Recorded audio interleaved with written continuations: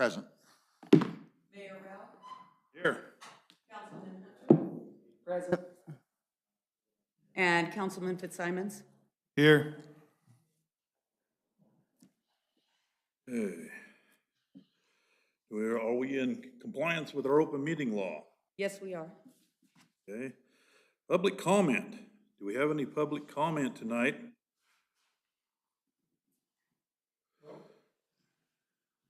This is probably the wrong series of public comments. It has- I have great applicants here. If anybody would like them, you are welcome to come by and, yeah. Okay. All right. Yes, sir. Do you want me to wait for the agenda item or? Yeah, let's wait. Okay. For discussion, possible action, approve or deny the payments of the bills.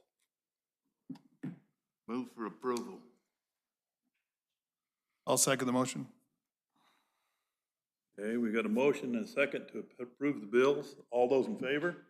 Aye. Aye. Motion carries.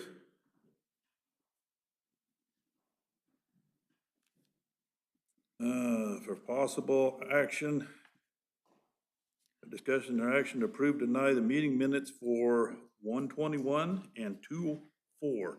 Okay, well, actually, we have 2-4. We had some technical malfunctions that prevented us from having, I'm sorry, guys, I've got the meeting minutes done, but my network extender was not letting me get them over to Linda today. And I had parent-teacher conference about everything else today. That's my fault. I apologize. It's not on Linda. We just got the one set just of the minutes one. Yeah, for the 4th. yeah, last meeting.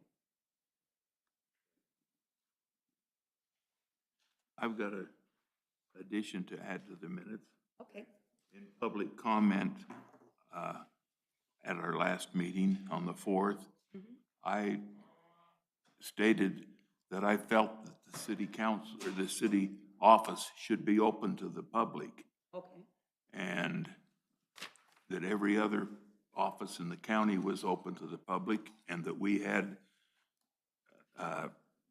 taken steps to prevent the spread of the COVID-19 by putting up the plexiglass and giving the clean materials and everything. And there was no mention of that in there, but I see we do have the office open now. yes, but I will be more than happy to add those. Okay, any additions or corrections? That's the last one, correct? Yes. We'll be getting the 121 minutes next time. Yeah, actually, I'll be able to send them out to you guys tomorrow. I'm bringing my laptop in. So I'll be able to send them out to you tomorrow. I just couldn't get them over here to our.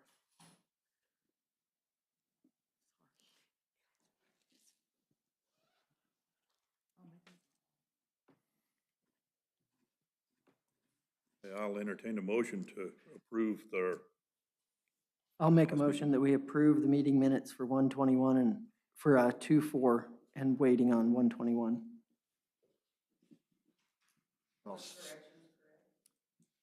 with correction. with corrections. I'll second the motion to approve the meeting minutes from 2/4 with the correction. Okay, there's been a motion to approve and seconded to approve the minutes of 2/4 with corrections. All those in favor? Aye. Aye, motion carries. For discussion, action, approve Lincoln County High School Council's student council's request to have a bonfire near the industrial park on Thursday, March 11th for homecoming. Do we have some representatives here, it looks like? Would you like to speak on this, please? Just come on up.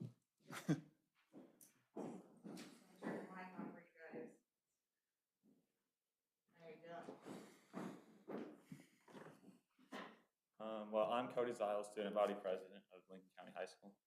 I'm Kobe Kelly, the vice president of the student body. And we are here to ask for permission to do our annual bonfire for homecoming.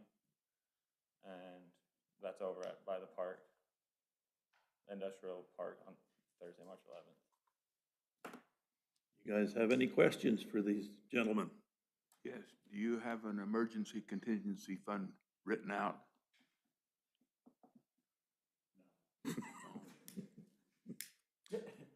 Okay. This was brought up at the fire department last night, and the fire department approved this to go on to the city council. So I'll move that we make permission to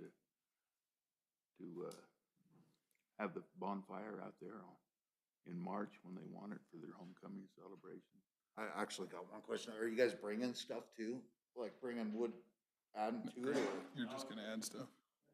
Ask is, would we have to bring wood, cause we know that they previously burned it, so if we have to, we can bring the wood. I was gonna maybe talk to Aaron Boyce for the NDF and see if maybe we could get wood that way, or if like maybe the city. Talk to Grant. Grant, what do we got out there? It was burned not too long ago. I haven't been out recently to see what's there, but not a lot. What is there, we will push up for them. When's the 11th? Yeah, we can make sure we get what we have pushed up into our burn pile area. You guys might want to check it out and see what you need. I'm gonna say first part of next week I can check on it and let them know if they're gonna need to bring wood or Okay. what we have there. Guess it depends on how big a fire you want, huh? These, and like Councilman Rouse said, it was confirmed with the fire chief last night that Kelly Volunteer Fire Department will have a truck out there on standby for assistance. And you mentioned Aaron Boyce, but Councilman LaVerie is also someone good to know at the NDF. Talk to Aaron and then just tell them what we got some stuff we can help you with. Yeah. Just have them remind me. Sounds good. I'll second the motion of Councilman Rao. Okay, it's been moved and seconded to approve the bonfire for the Lincoln County High School homecoming celebration on March 11th. All those in favor? Aye. Motion carries. Thank you. Gentlemen, are both of you members of this Red Cats ball team? Yes. Would you accept the donation to give to your coach?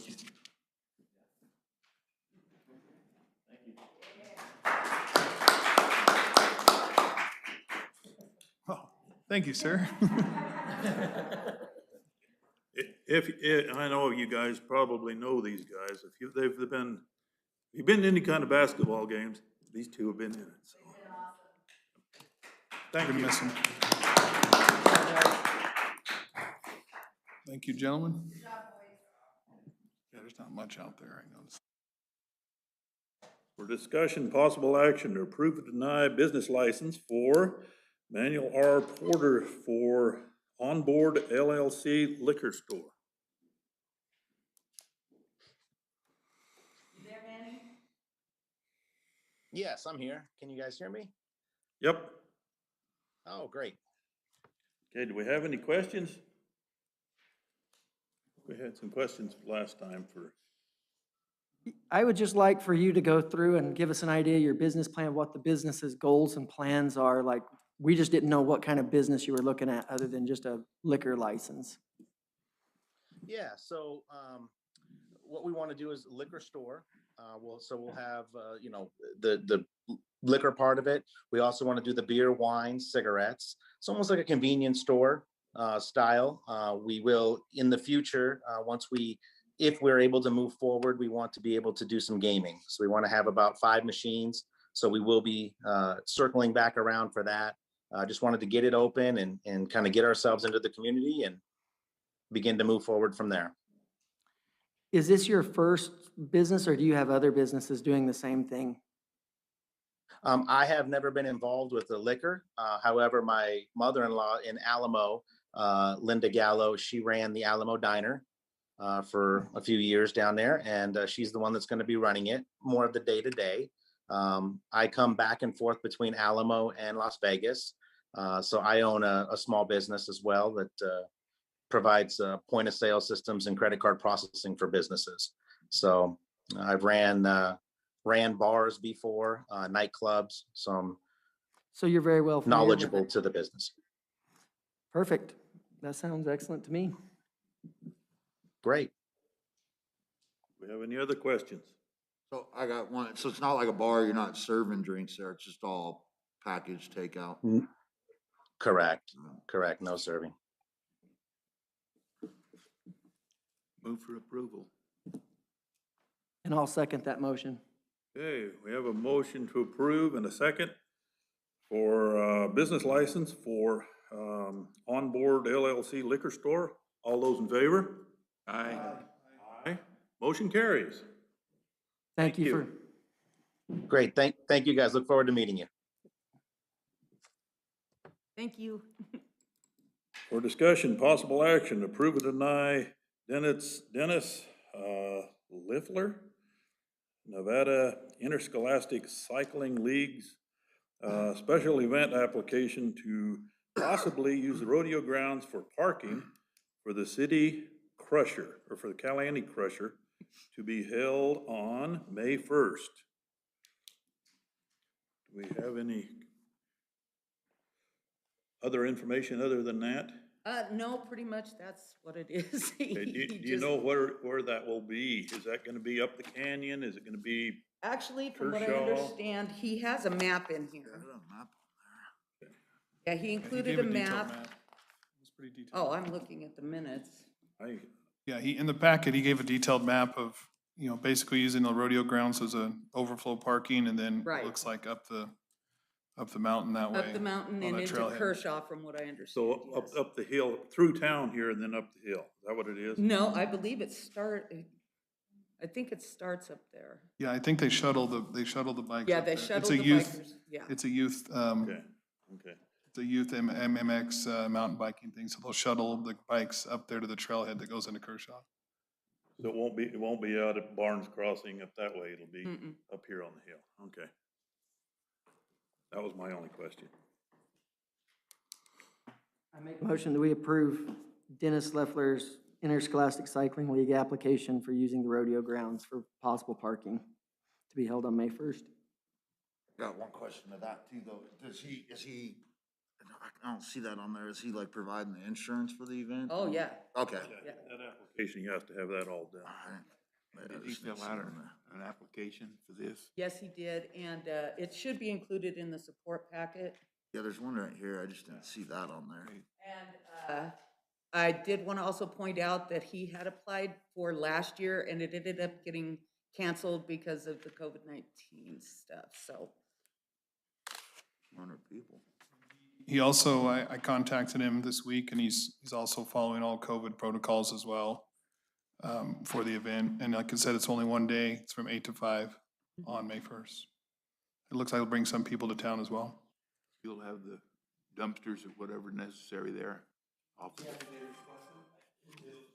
Depends on what they request. Yeah, they did not request anything They've been- yet. But- Whatever they need will be on the application, right? Yep. Yeah, it sounds like that's overflow, so there probably won't be much use there. Yeah, They're gonna be on their own to. it's kind of overflow parking is what they're asking for, so. Okay. I'll second the motion. Okay, who made the first? I made Okay, we got a motion and a second to approve this special event and use the rodeo grounds as a overflow parking for the Caliente Crusher. All those in favor? Aye. Motion carries.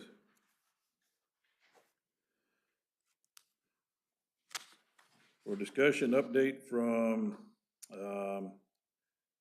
Harmit, I don't know how to pronounce that last name. Actually, we're on F. Pauly? Oh, you missed Cinco de Mayo. Mayor? Excuse me. I got ahead of myself. For discussion, possible action, approve or deny the beautification committee's request to hold their Cinco de Mayo celebration outside at the clock tower on May 8th.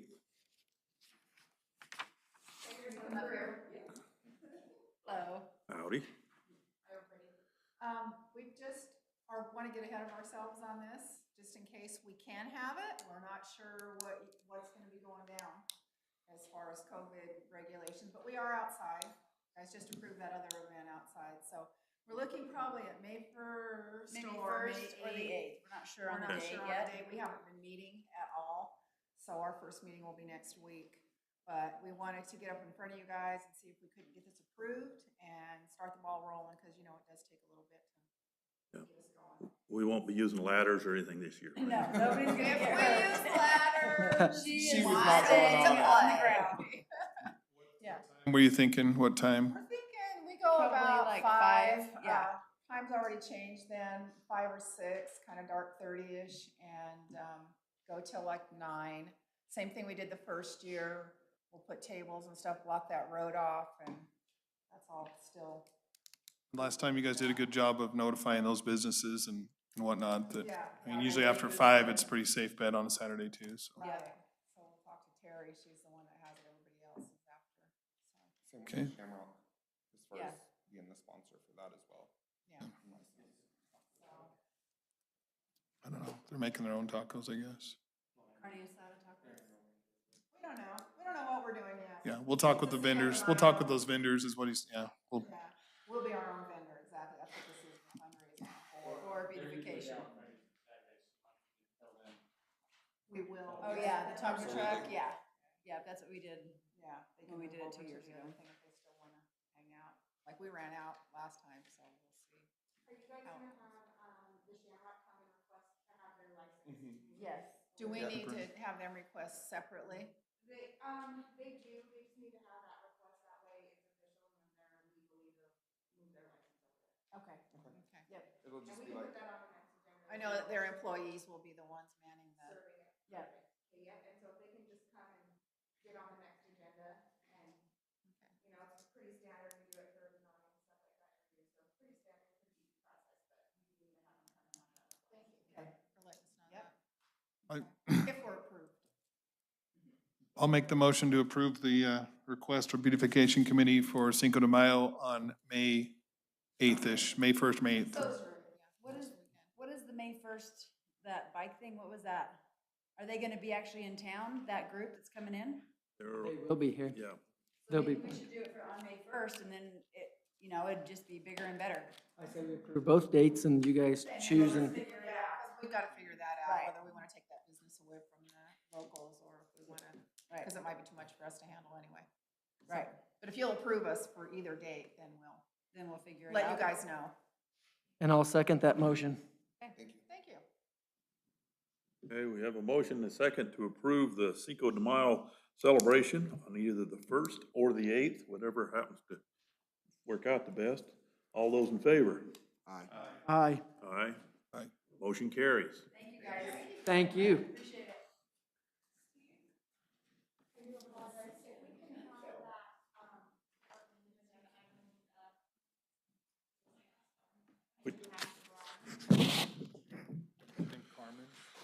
Okay, which item is that one now? It's, K? All right. I'm gonna move item K up right now to this one. Says, for discussion, possible action, approve or deny purchasing years of service credits under the Public Employees Retirement System of Nevada, for Bert Mangum. Mr. Mangum may have worked for a period of time without the benefit of the city's contribution to PERS. Good. It's item J too. Is it J2? No, And you're right. Yep. The computer one's different from this one. Sorry. The letter of recommendation, or the letter of information for Franklin. Yes. Okay. I just wanted to make sure, I do believe that we've already spoken to you guys about this. Thank you. Would it be appropriate to read that letter from Franklin, or everybody familiar with it? As long as you're not giving out any, personal information other than, the details that are there written, you're fine. Yep. I haven't seen the letter. And I'm, Oh. You guys have, I'll go run you a copy. Yep. Yep. There's all. It's on. Copy. Okay, I'm gonna make me one too, that way.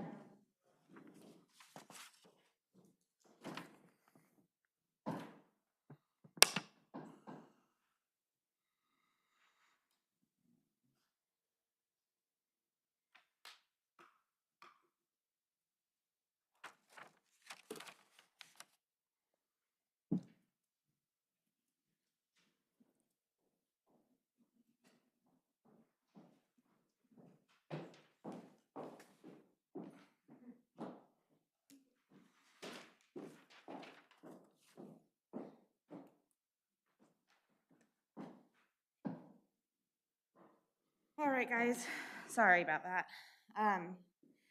Anyways, we all talk, actually, you were gonna read It it. doesn't matter to me. I just didn't know if we should or should not read that. Um, I don't know, I think we probably ought to. Yeah. if you So guys I'll, wanna- I'll take that over if you don't care. Okay. It's from Frank Katchke Law Office. It says, after researching the matter of Mr. Mangum's employment between 1997 and 1999, this is the information that was discovered. Number one, 3 W-2s and 1 1099 was located for the years 1997 and 1998. The total amount of all reimbursement to Mr. Mangum was $9,080.28. An application was located in Mr. Mangum's file showing that he initially applied for a position with the city in April of 1997. And then item 3, a letter dated June 3rd, 1999 was sent to the Caliente City Council by Galen Baker, utility foreman, requesting that the city move Mr. Mangum from his part-time mechanic position to a full-time position with the city utility crew. Item 4, between the reimbursement received by Mr. Mangum and application on file, it appears that Mr. Mangum was working for the city of Caliente in a part-time / contractor position until he was moved to full-time on or after June 3rd, 1999. Item number 5, given the passage of 24 years since the date in question, personal interviews regarding Mr. Mangum's employment during that time period turned up no useful information. And it is also my understanding that Neil from Pool Pack has advised against the city from purchasing any years for Mr. Mangum. Ms. Anderson has additional information regarding communications with Pool Pack. Signed, Franklin J. Katchke, City Attorney. So Neil is our pool pack representative, which is our liability insurance. And I spoke with him, and he did advise us from buying any years out for several different reasons. And that was just their advice. Obviously, they're just there to give advice and not tell us exactly what we need to do, but that is their advice, is not to buy any years and PERS. I did tell him, the last time we spoke was when we were researching this matter, and he did understand that if we did find evidence of full-time employment, then he would understand our want to buy out those 2 years in PERS. But his office still suggested against it. But he, again, understood if that's what we wanted to do, if we could find full-time employment. But if we didn't find anything to represent that, he strongly advised us not to. But again, that's just the advice from Pool Pack. They're not here to tell you how to do it or what to vote, but that is just their advice.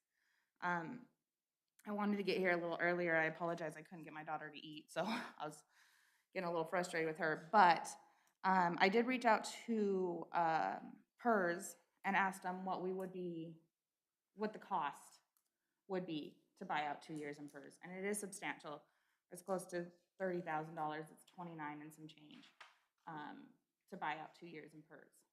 So just with the evidence that we turned up with and the amount that it costs and the advice that we've received, for one, we cannot pay out PERS for a 1099. We cannot pay out benefits for a 1099. That's something that the city cannot do, nor have we ever done. We do offer currently PERS to our part-time employees. That's the only benefit that our full-time part-time, our year-round part-time employees do receive. But it's only if they work a certain amount of hours. Obviously, all we could find was W-2s, so we don't know exactly how many hours he worked. But with the amount of the W-2s, he wouldn't have reached those hours to qualify for PERS for those years either. It's usually like over 680 hours. Well, right now it's 1,000, but what we talked about was we didn't know what that amount was at that time, because at that time it could have been less, less amount of hours. It could have been more amount of hours. We don't know, given the fact that it was 24 years ago. So right now, as it stands, you need 1,010 hours.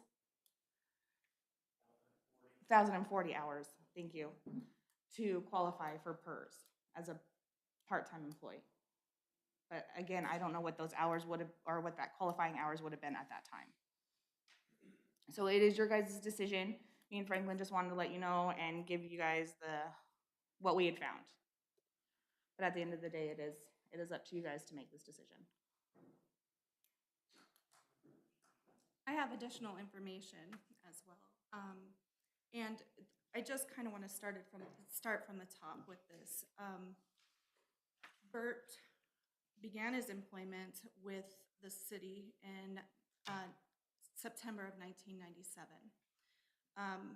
In my conversations with Bert, he doesn't remember ever being or working less than full-time, less than 40 hours a week. The 3 W-2s on number 1 that were turned up, I just want to represent this to you, and I could get them out of my bag if you want to see them. But there was 1 W-2 for 1997. There were 2 W-2s for 1998 and a 1099 for 1998.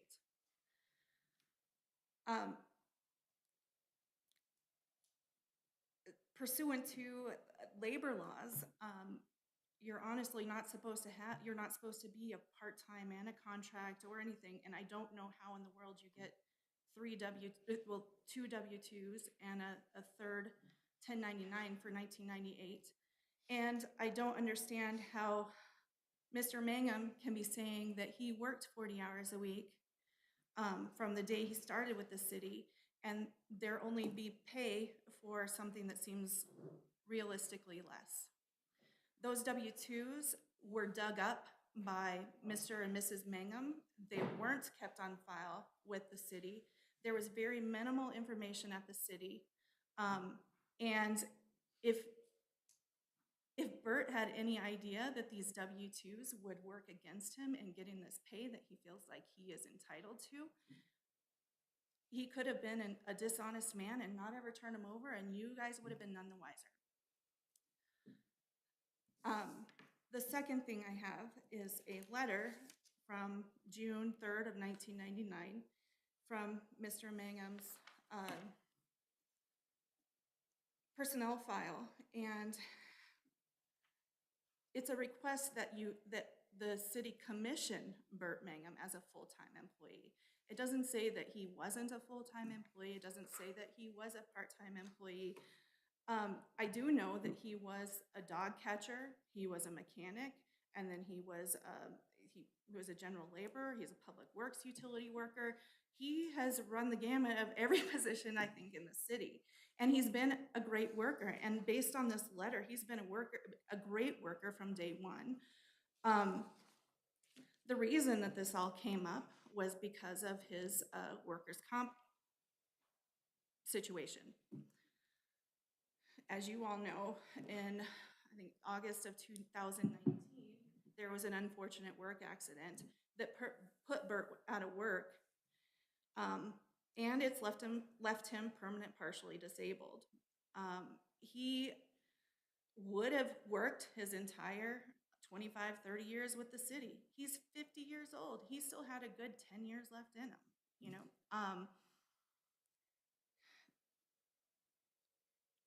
By any account, if you want to go by what his PERS date is now, it's 21 years as a full-time employee. He says 23 years. When Bert came to me and asked me to represent him to the city, on behalf of him to the city council, he was distraught because of the severe financial impact that this unfortunate work accident is having on his family. And the fact that he's being forced into disability retirement, and without the additional years of PERS, what that does to his PERS retirement check.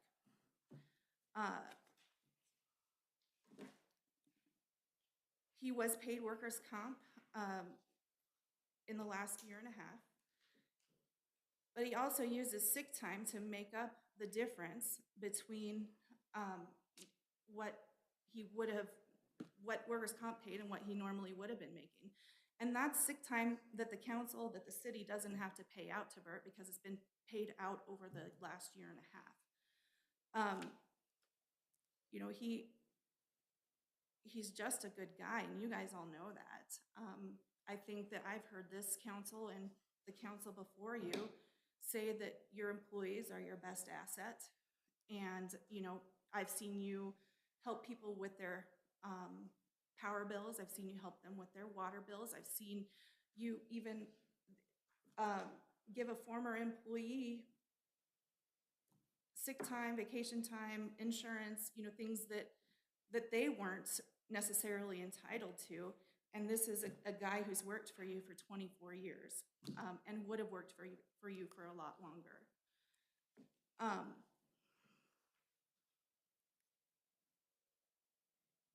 And I know that the argument and the concern is setting a dangerous precedent with buying out these years. I am a realist. I'm also a county employee, a government employee, and we're all feeling the crunch. We really are. But this is an unprecedented situation. This is something that this city has never seen and likely won't ever see again, and hopefully won't ever have to go through again with a work-related incident that leaves an employee permanently, partially disabled. So much so that he can't be rehabilitated to work in a different position. So all he's doing now is sitting at home worrying about the financial strain that this unfortunate work accident has placed on his family, when he would have worked for you, for the city, for another 10 years. All right, guys, before you just move any further, I'm gonna put Franklin on the line.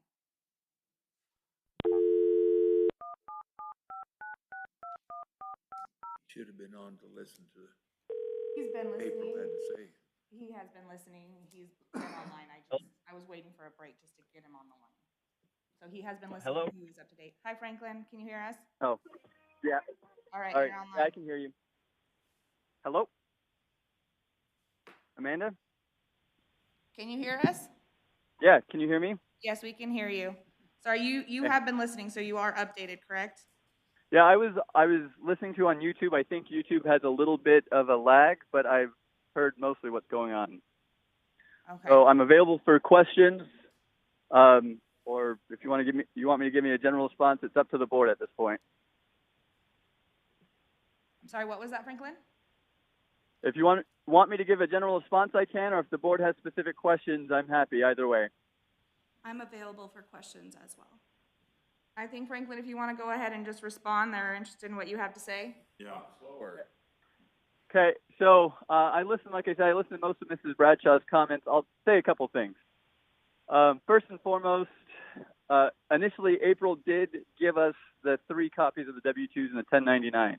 However, they were also located in the city's files by Linda, and so those are in our files as well. And we reviewed all the W-2s from those years as well, and we didn't find any additional payments made to Mr. Mangum during those 2 tax years.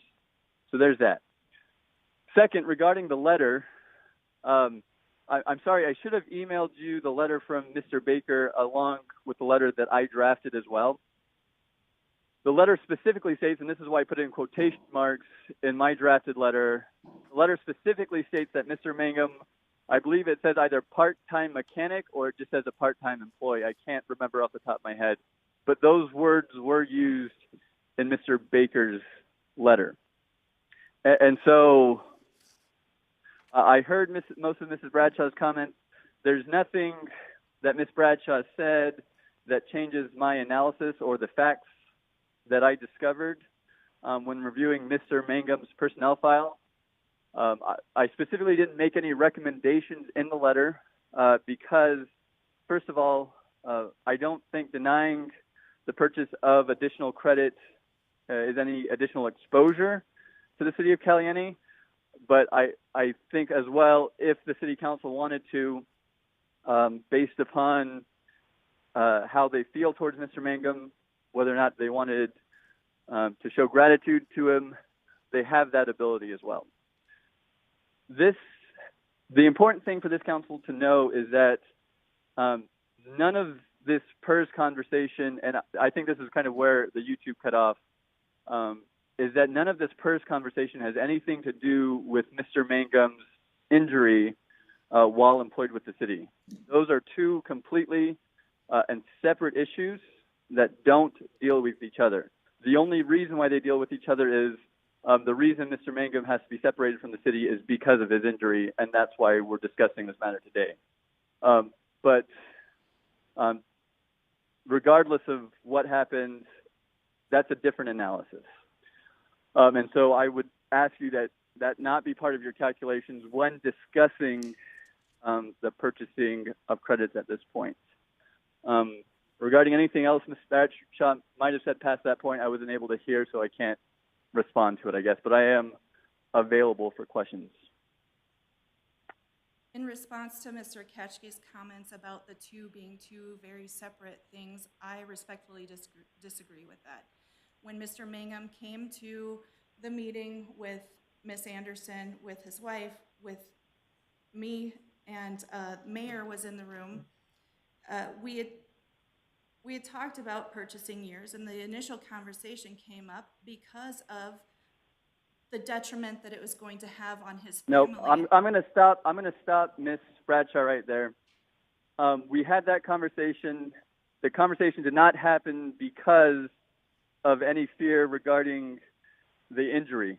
The only part of that conversation is whether or not the city, as a council, to, I guess, to be nice or to do what was right because of his employment, whether or not we wanted to purchase those 2 years.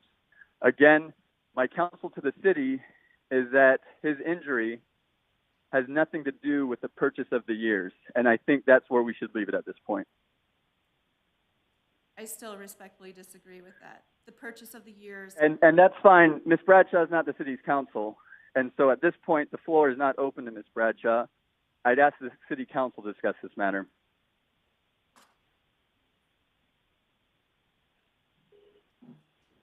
Have we explored if the city's even financially capable of providing payment for this? I haven't even thought of that side of it yet. So I have talked to Stacy a little bit about this in discussions when we were talking of other things.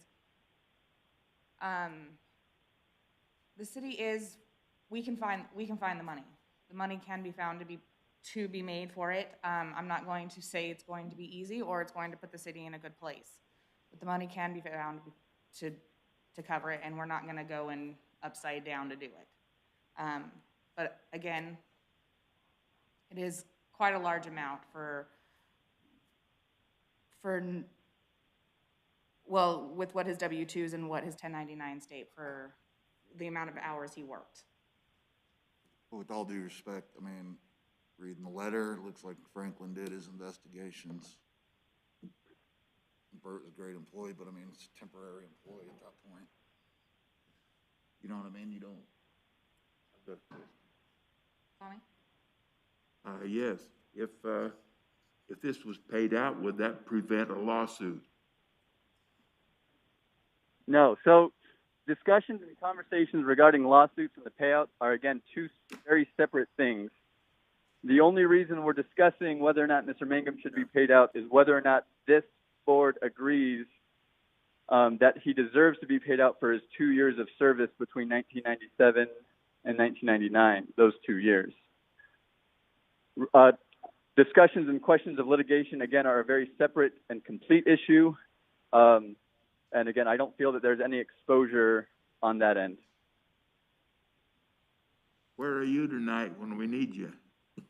I'm taking care of some public defender business in Reno at this point. Oh, okay. If I may say something without being cut off, I'd appreciate it. But the initial conversation was not limited to the 2 years. It was, I believe Ms. Mangum brought up the factor of 5 years and how it evolved into Mr. Ketchke's understanding that that's all that this pertains to. I think that Mr. Mangum is asking for the council to do him a solid because of this unfortunate incident. And this is what I'll say. is there was a veiled threat of litigation when we initially discussed this, but it's been the position of the three people in that meeting, I believe 3 or 4, that this was never about litigation. I mean, they might have thought it, but this question on our end was never about litigation. If they want to enact litigation, that's up to them. We are not discussing litigation at this point. Let me just say this. The question of litigation has not even been brought up from my lips this evening. I know not this evening, but during that meeting, it definitely was. And again, I'm not discussing litigation in an open meeting at this point, and it's not going to be discussed as part of the PERS buyout. I will say that what I do recollect from that meeting, that yes, Ms. Mangum did ask and request for the 5 years, but from what I remember from that meeting, and please correct me if I'm wrong, is that by the time that we had ended the meeting, we had already decided and established that 5 years was something that we were not going to discuss, and that the 2 years, if we found proper evidence, was something, if we found proper evidence that he worked for those 2 years, was something that we would be willing to explore because it was something that we feel would be owed to him. But the 5 years was something that we did not want to approach. The council get to decide whether it's 5 years, to decide whether it's 5 years to Well, determine, ultimately, yes, what the or is council it the decides. 4 of us that were in the meeting? That's my question. I think that this is your decision, city council. And I agree. Franklin, I'll make a motion. Can I make a motion?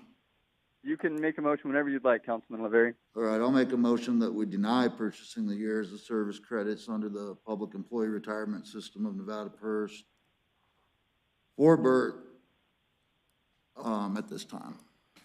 Can we discuss without a second, right? We can discuss without a second? Oh, there's got to be either a second or it dies for a lack of second.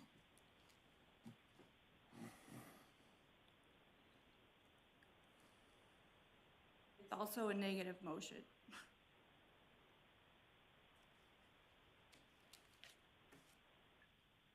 So we can go ahead and kill the motion for a lack of second at this time and open the conversation back up. Okay. Any more discussion on this?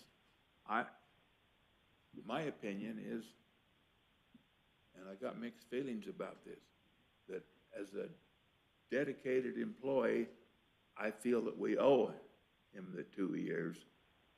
But on another hand, it wouldn't be to our best judgment to go against our attorney and our insurance companies. And so just so I'm clear, I'm sorry to interrupt you, Councilman Rao. I'm not recommending that you guys deny any credit purchases. I'm just making it clear what, if there is a credit purchase, what it is and what it is not. I can't hear what he's saying. He said he's not making either way. That's not his decisions either way. He's just providing information. Mayor? I think that's the. Mayor? Yeah, go ahead. My discussion was gonna be, I kind of figured out what Franklin had said and what Amanda had said based on if we do buy it out. But my question, from what I can understand, is if we did deny it, again, he said city has no exposure at that point, but does he mean, what's the end result? Does it go back to pool pact? Say we deny it, does then Bert's legal counsel or you, Mr. Katchke, it goes back to pool pact, correct? Or am I wrong? No, it depends, right? So Mr. Mangum at any time is allowed to file a lawsuit if he believes that there are claims against the city, and that's always his right to do so, regardless. And that's why this conversation is separate, regardless of whether or not there's any credit purchased on behalf of Mr. Mangum. It's always his right to do, and that's why these conversations are separate. Because if the city decides to go ahead and purchase any or all of the 5 years of credits for Mr. Mangum, that's not going to foreclose his possibility of filing a lawsuit against the city, because those, again, are two very separate issues. The purchase of credits is not and will never be what we would call a settlement, and that's not what it's going to be. The purchase of credits is only if this city council decides that it's the right thing to do for Mr. Mangum as an employee of the city of Caliente and whether or not they think that he either deserves 1 year, 2 years, up to 5 years. And that's within the purview of the city council.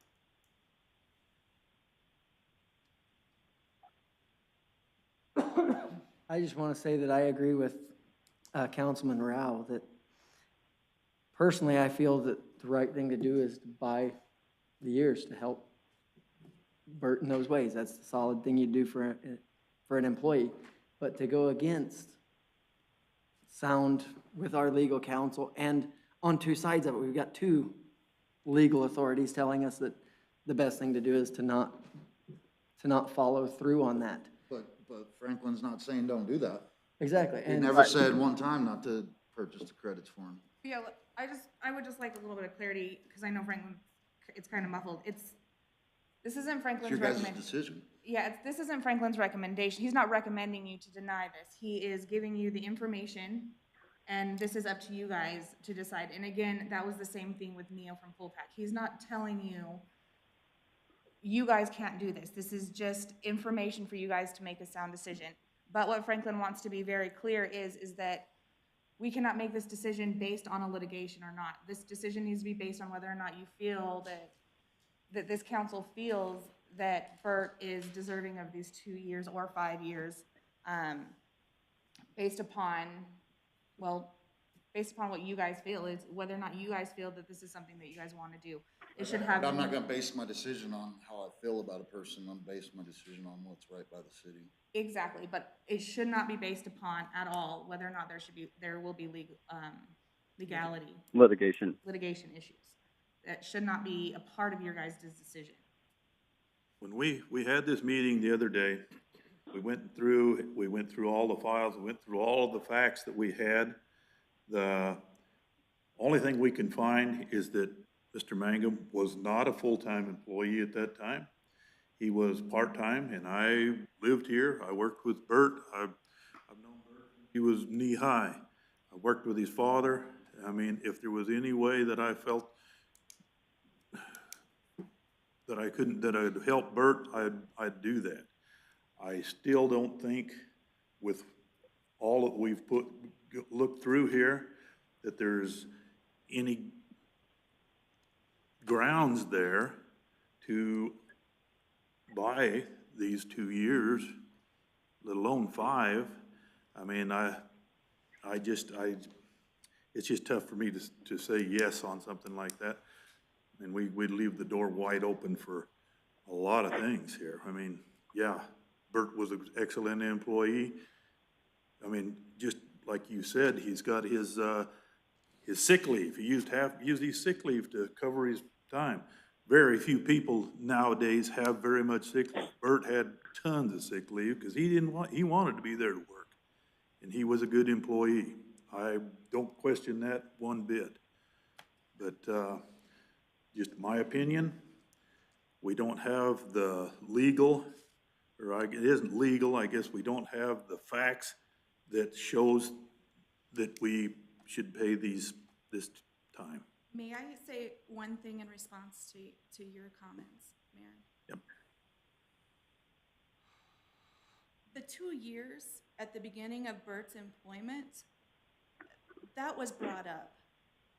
But regardless of whether those 2 years he worked full-time, part-time, whether he got PERS or is not entitled to PERS or not at that point in time, has no bearing on whether this council can grant him 1 year, 2 year, 3 year, 4 year, 5 year buyout. So if you're basing it based on what grounds you have, I guess that's just a little misleading to me about what type of grounds you're speaking of. And I will agree with Ms. Bradshaw there, is the city can purchase credit even without him being a full-time employee at the time. I know it happens regularly. So I know that counties and other municipalities will do it absent any other showing. Usually, I will say for probably fiscal and economic reasons, but Ms. Bradshaw is correct there that regardless of Mr. Mangum's employment status, again, it is within the purview of this council to purchase credit years for Mr. Mangum. Usually, it can be for fiscal reasons. It doesn't mean that it's the only time that it's done. It can be, for instance, Agreed. done with it to reward an employee who's been around for 24 years, who was subject to a terrible work accident that happened at the city. So those are your grounds if you want to do it. If you don't agree feel with- comfortable using the 2 years, you can use the other. I agree with Ms. Bradshaw. That leans a lot of credit on my side, that it can be used as a reward for good service. I mean, there's that, for the time he has spent, and during that time of 1997 through 1998, you can see that he was serving the city. He had the city's best interests at heart. And so that needs to be taken into account, I believe.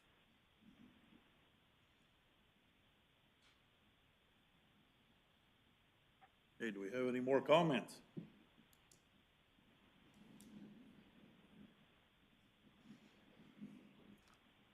Toughest decision I've made. You working with the city when Bert was hired? Was I? George was working for the city when.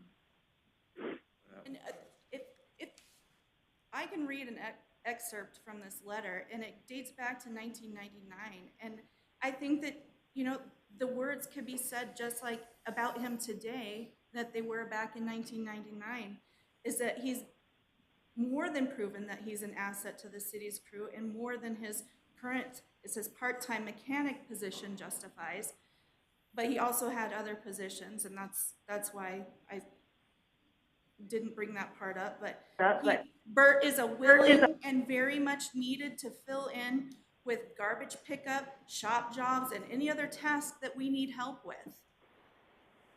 There's another part of it, says, I cannot say enough in regard to his professionalism and overall workmanship. He is prompt, and I never need to ask him twice to lend a hand when needed. He follows directions and works very well without constant supervision. And this is this man's work ethic. And this is the asset that you had to the city for 24 years. And if it wasn't for the accident, he'd still be here. And I'm just going to say that I was in that meeting yesterday, and when I left that meeting, I had the feeling that there was no way that we could possibly pay Bert out any of these items because he was not a full-time employee. It was not there, and so there was just no way that we were going to be able to compensate him for that time that he worked. And since I left that meeting, I've had thoughts continually about what should we consider with Mr. Mangum, and I still haven't made up my mind, and I'm not comfortable making a decision 100% on what is right, because Bert is one of the most dedicated employees. He's had a long history. He was the longest working employee we had working for the city, and I'm really torn behind the fact that we would not be here talking about it if Bert had not been injured, because he would still be working today. And so we're having to talk about this. And with Pool Pack telling us not to do this, that weighs a lot of weight on my decision as well. Yesterday I said, let's not do this. But I'm still very much, what's the right thing to do for Bert? And what's the right thing? Because he has given everything he can to this city for that. And so I think the council needs to take this seriously and not make a quick judgment on it. And we need to have all the consideration that is due and treat this the right way. Because I'm really conflicted in it. This has been 4 weeks ago. So about all the time I need to make on it, I'll make a motion again that we deny buying these, purchasing these years of service credits into the PERS system.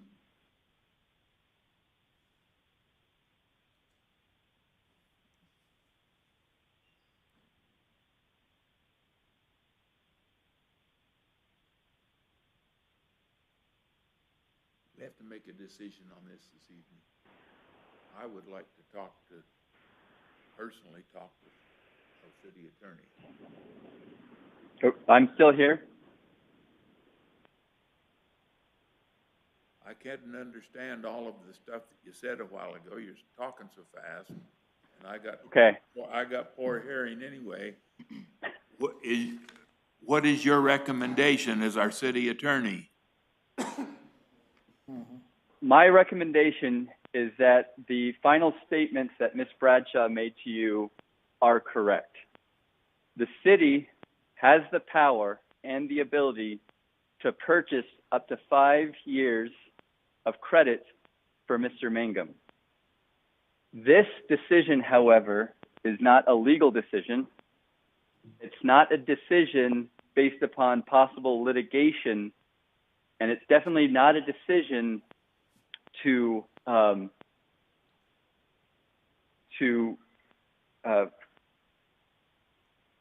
I can't think of the word right now. It has nothing to do with his injury.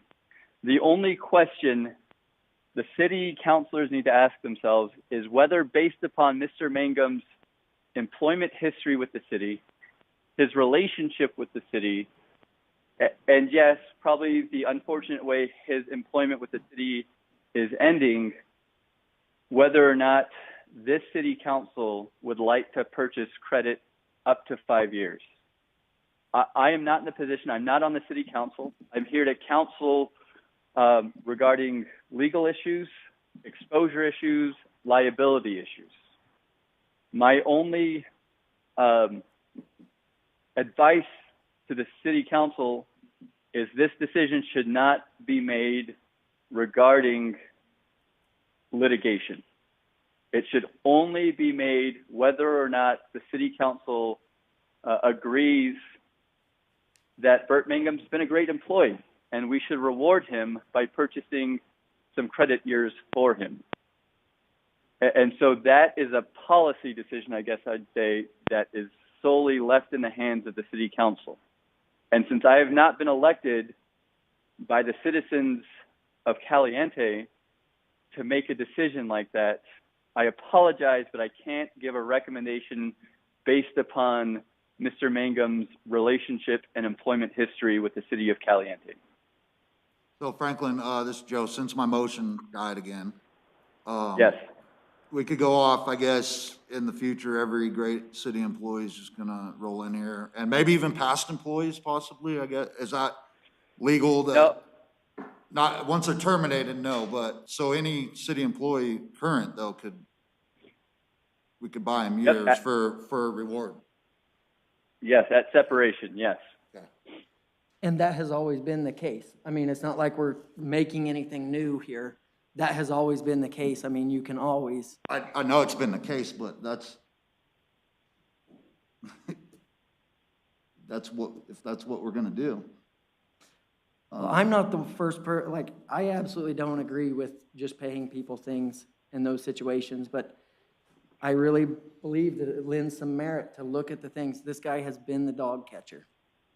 This guy has done anything and everything he has asked. I watched him 2 years ago out there patching a street by himself, running it. There was nobody else there to help him, and he was putting the patch on the street, compacting it himself, and nobody else there to do it, and he was by himself. I mean, City employee. he is a city employee. Yeah, you got that right. And I don't disagree with that, but at the same time, Public employee. Just like me. dedication. I'm a public employee. I am too. But and so I am really conflicted because in my own self, I say I don't like to give people handouts. But this situation lends a special, and I think he's an extraordinary employee. Make a motion. Deserves. And so. Are you done? I think, of course, pull back after listening to both sides. Of course, they're going to say no or advise not to do that. I've gone back and forth on it. It's nothing personal. I do think that it is unprecedented, and, you know, as far as showing loyalty to an employee, I think 5 years is way too much. I think 1 year would be too, not very much. Like Amanda said, we do have it somewhere, we can find it, so I make a motion to approve purchasing 2 years of service credit under the Public Employees Retirement System of Nevada for Mr. Burt Mangum. I'm going to second that motion. Okay, we have a motion and a second to purchase 2 years of service through our retirement system for Mr. Mangum. All those in favor? Aye. Aye. Nay. Motion carries.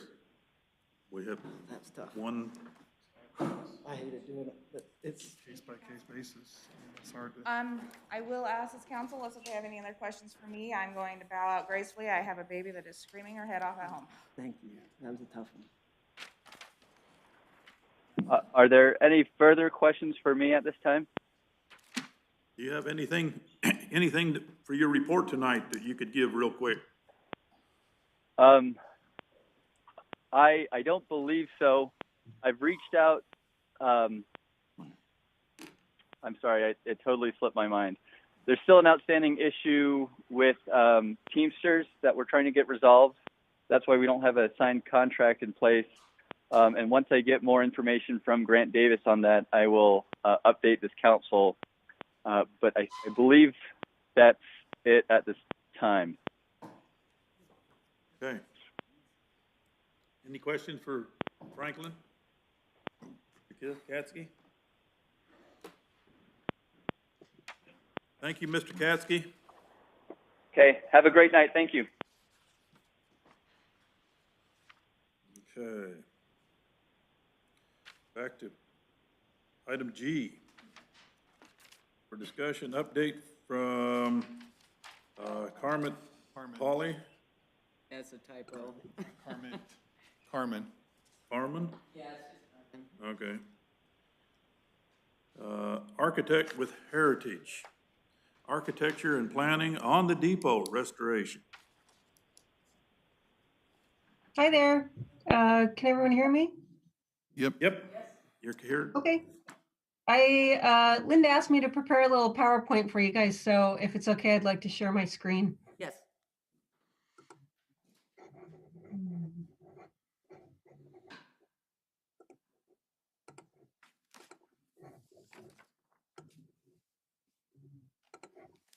Can you all see that? No. Oh.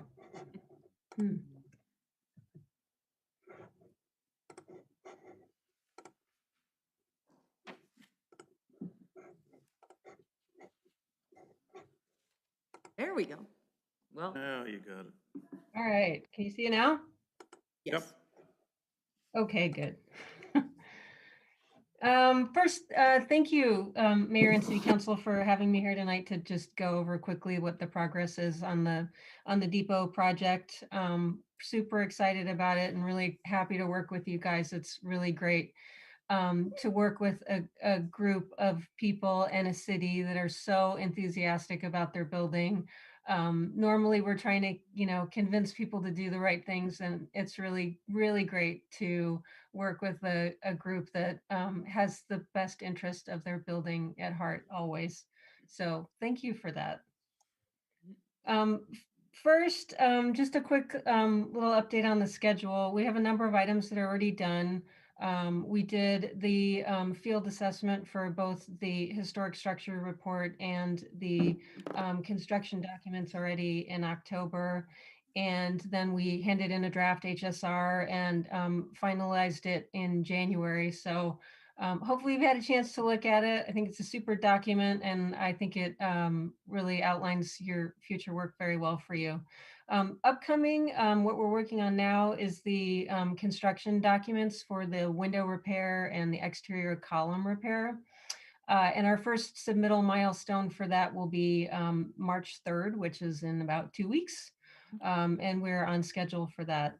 After that, we've got a 90% submittal in mid-April, and then 100% submittal in mid-May. And you guys should be ready to put the project out to bid, hopefully in June. So the first thing we did for this project was the field assessment, which I mentioned we did in October. And due to COVID, we did it a little bit differently. Normally, I would come out with probably a field assistant, but since travel was limited, you got me for a little bit longer, but it was just me. And unfortunately, again, due to COVID or whatever, I didn't get to meet all of you, but I did get to meet some of you. It's a fantastic building. We started doing the field work for the historic structures report, which included a real detailed room by room survey of the exterior and the interior of the building. We identified character defining features, summarized the construction chronology. So using historic photographs and what is out there now, we were able to sort of date various changes that were made to the building. And that really helps us to identify things that we want to save, or maybe even things that we want to return that have been removed. We also looked at the existing conditions of everything, and these photographs are sort of representative of some of the things that we found, like the attic vents on your south facade. There, 2 of the 4 are missing, and just some minor interior plaster damage, obviously wear and tear to the doors and windows, and some really cool historic features that you guys still have in the building, which is great. And then finally, that sort of ends with a prioritization of repair work. So hopefully it will establish for you in the future, when you get other funding, what kinds of projects are important to you and which ones you want to prioritize and seek funding for in the future. We also did the field work at the same time for the exterior repair work. So I looked at all 80 windows, and also all of I think there are about 25 column capitals that need to be repaired, and that's part of our scope for what we're working on now. So just a quick little, I don't know if you've had a chance to look at the HSR, but essentially it is a document that is normally recommended for historic buildings, especially when they're owned by public entities. And it really helps you zero in on what is important about your building, and also get a better understanding of what the existing conditions are, and gives you, again, priorities for future work. And one of the coolest things I think about the historic structures report that we were able to put together was a limited paint analysis to come up with your original exterior colors. So when we do the window repair scope, we will be returning your original colors of the windows and doors, which was actually a medium green and not the dark, deep red brown that is out there now, which I thought was interesting. And also the plaster is more of like a soft yellow tone as opposed to the white color that's out there now. Plaster color is probably going to have to wait a little while, because the current scope doesn't include doing a full exterior repair of plaster, but it's always good to know what the colors are so you can plan for the future. So that brings us to what we're working on now, which is the construction documents for the window and column capital repair, which we are in the process of putting together. This is just the cover sheet. So in 2 weeks, it will be followed by several other sheets that explain the restoration work. One of the, you'll hear both throughout the HSR, and probably if you ever talk to me, the Secretary of the Interior Standards, and that is it's a collection of standards that were established by the National Park Service for historic buildings, and public and private entities use them as a guide for all work that they do on historic buildings to limit or eliminate impacting the historical character of significant properties. So we always refer to it, and in our construction drawings and other work. And one standard in particular that I think is, there are 10 standards for rehabilitation, and one of them that I think is specifically applicable to this project is standard number 6, which talks about retaining historic fabric when possible, as opposed to replacing it. And then if only replacing it if the condition is so deteriorated that repair isn't feasible. And in that case, you would base that on documentary or physical evidence. Which brings me to the windows, which are a perfect representation of why that standard is important. There are over 80 windows, historic windows on your building, which is fantastic that there are so many of them there still. I think there's only 2 that have been replaced, which is wonderful. Unfortunately, some of them have, are deteriorated, some deferred maintenance, a lot of paint damage, and a little bit of wood damage, which is one of the things that we're going to be addressing when we do the window repair scope. We normally sort of classify window repair scope in our drawings in 4 categories. So the first one would be routine maintenance, and that's just deteriorated paint, very minimal damage. The second one is a little more involved. That's when you need some stabilization and minor parts repair. And then it gets heavier down from there, with class 3, which is splices like wood splices and major parts replacement. And then 4, which is the unit is so deteriorated that it needs to be completely replaced. So the graphic on this screen is from a window survey that we did at the Hotel del Coronado here in San Diego, where we classified, the repair class for all the windows using that criteria. And I would say for the windows at the Caliente Depot, you're mostly in class 3. There are a couple of class 2 and a few class 4 also, but mostly class 3. So what does that mean?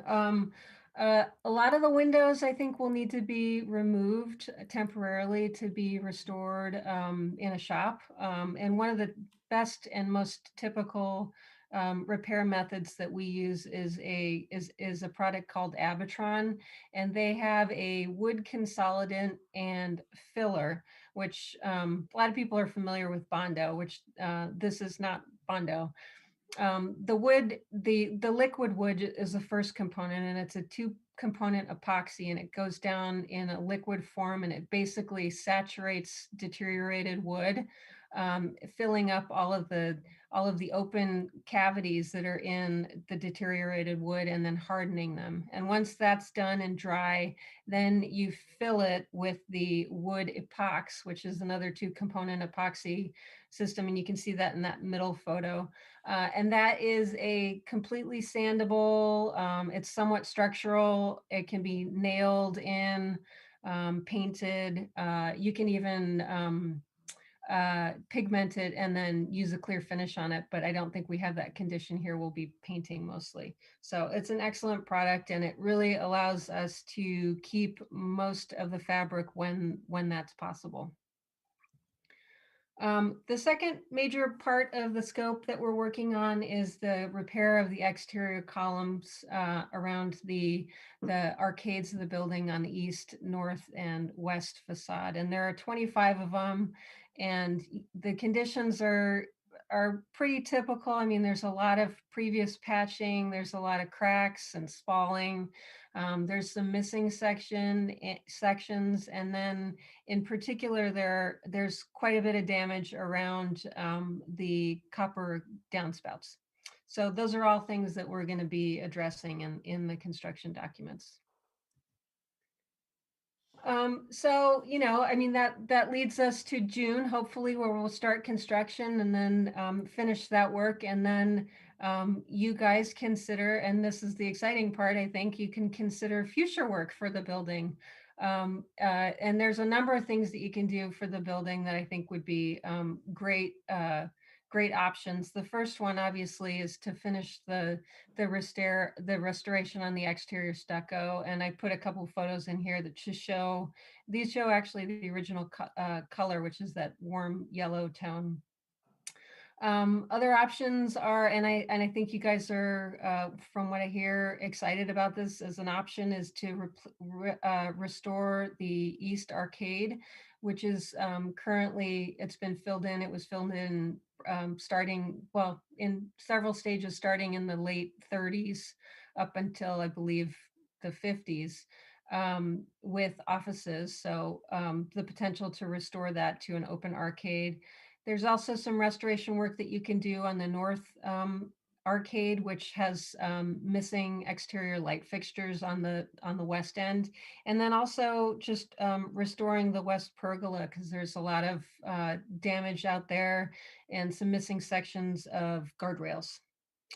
And then there are several options also for interior work that you can consider. And I think probably a great starting point would be to consider some key interior spaces for restoration. We've talked about potentially that being the waiting room, which was actually originally the lobby for the hotel room, had a giant oak desk in there. But you know, that element is missing, and depending on what the future use is of that space, there's so many opportunities for restoring it. And another option in that vein is your multi-purpose room, which was originally a lunchroom in the depot days. Obviously, it's not a lunchroom anymore. There's a lot of opportunities, I think, in that space to restore some of the original features that are still there, which would be great. I have two photos here on the top that show two of the remaining original light fixtures. The pendant one was from the waiting room, and then that little enamel ceiling mount fixture is from one of the restrooms on the second floor. And then another final option would be to consider maybe even introducing some new uses, potentially on the second floor or in other underutilized areas of the building. So lots to think about and consider for the future. That's kind of it for my update. I'm happy to answer questions if you would like. I would just like to take a moment and tell you thank you for the update. We were looking for that for quite a while, and that was extremely informative. I learned more than I realized I would of what our condition of the building was, and we thank you for your time. Great. Do you have any questions? If not, we'd like to thank you. You're welcome. Okay. We will move on.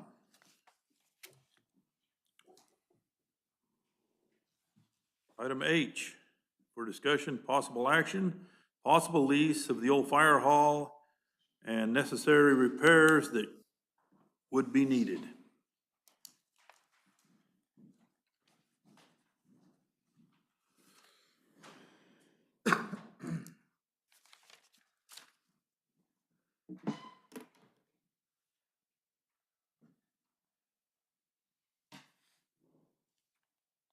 Ready for me to speak on this, Mr. Mayor? Yep, we'll have you go ahead.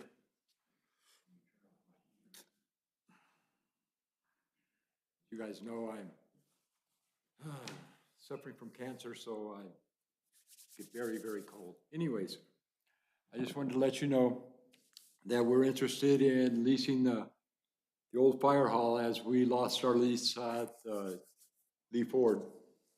And we need somewhere to continue what we've been doing for the last 18 years. Over the last 18 years, we have been involved in auto repair and truck repair without any complaints from the city or from the customers. We try to do the best job we possibly can, and we think it would be to the city's advantage to keep cars still in the city. We're a very conscientious business. We don't have any problems with our neighbors. In fact, one of our neighbors voted for that last little thing we brought to council, Alice Roderick. We're trying our best to get in there, and as the item agenda says, with needed repairs, there are a few things that we need to talk about if it does go through. We'd like a 6-month lease. We do need a restroom installed on the bottom floor because the top floor doesn't have a roof on it or nothing like that, and those stairs are, anybody that is involved with the fire department knows how bad those stairs are. The windows, the side door, the only way you can lock the bays is to go in through the side door, and the side door is screwed shut, so there's no way to lock it right now. We would need a lockable side door. And as it stands now, it would only be good without the zoning change. It would only be good as storage. We would be willing to even take it as storage for $100 a month. But as a business, we would be willing to go $200 a month on it. And that is up to the council's discretion. Like I say, I'm Victor Jones, but I think everybody in the room knows me, so I don't look the same as I used to. But we do, you know, I spent 10 years on council, and I love this county, this city very, very much, and I would never do anything to harm this city. I never had a personal agenda or never tried to get anything done for myself, just for the city, and we would appreciate anything you could help us with. As you said, Is the electrical in that building sufficient for your needs? Yeah, from what me and the mayor looked at, it does have 220 and 3-phase. We don't know if it's still active or not, but for right now, we're under the gun to get it out of where we are. Currently sold the building, and we've only got till the 10th, which brings me to another aspect that if we do okay this, you know how hard it is not to vote with you guys after being up here for 10 years? Anyways, if we can, we'd like to start moving in immediately, at least to get some of the stuff out. I can do about 2 hours of labor a day, if that. Last time we removed all our junk cars, I spent 2 hours with Lynn Jackson doing that, and it put me in bed for 2 days. I'm not very stable. I'm still numb from the knees down, and my hands are numb. I got no strength. I lost 60 pounds, so I'm making it pretty good. I'm in remission, so I can't complain. But we'd like to get in there. We think everything's sufficient for right now, except for the restroom downstairs. What about parking? We went over and looked at it. Like I said, we looked it over with Mayor Rao, and there's enough room in the back for our storage. And we have enough to get by with. We have that area over by the dumpster on the left side of the building, and the back area is sufficient for what we have to do. One other question I have is, you're asking for a 6-month lease right now. If possible, or month to month, either way. And are you guys looking to extend that beyond the 6 months, or are you guys are looking to make this a longer term? Basically, yeah, what we're trying to do right now is, our biggest thing, like he explained, is we're under the gun. We don't have anywhere. I've been searching at every free moment I have to try to find some kind of an alternative. Basically, the reason we're looking at like the 6 months thing is to see if something more viable does come along, or that we can go into. We're welcome to do so. At the same time, if it turns out to be more viable than we can even see it to be at the current moment, we don't mind extending it at all. You know, our biggest thing is, like he stated, and like multiple people in the community have stated, and others have come to me, and you even expressed as well, it would be really detrimental to the community to lose our business. I mean, like you said. And we've we been do here for have years. accounts with the county, with the sheriff's department, with the nutrition, and quite a few other, our BLM, railroad, you know, we've got our. Even the city. Right, we keep a lot of the money here. Otherwise, just for a moment, contemplate what it would cost to take a F-250, have a driver take it to Cedar and have an oil change done. You're looking at $500. We do it for about $60 to $70.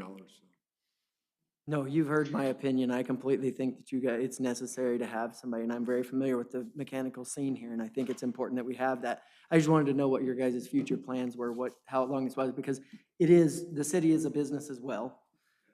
In that, and we got to look at the investment of what we're going to have to put into this building. We're currently looking at putting a roof on it, which is going to be quite expensive. And the cost of putting a bathroom in sounds, knowing we're going to end up with a few $1,000s probably. I've got a comment on that. We replaced a lot of restrooms. We have some good equipment we can put in there. The only thing we don't have, well, there does have a sink in it already over there.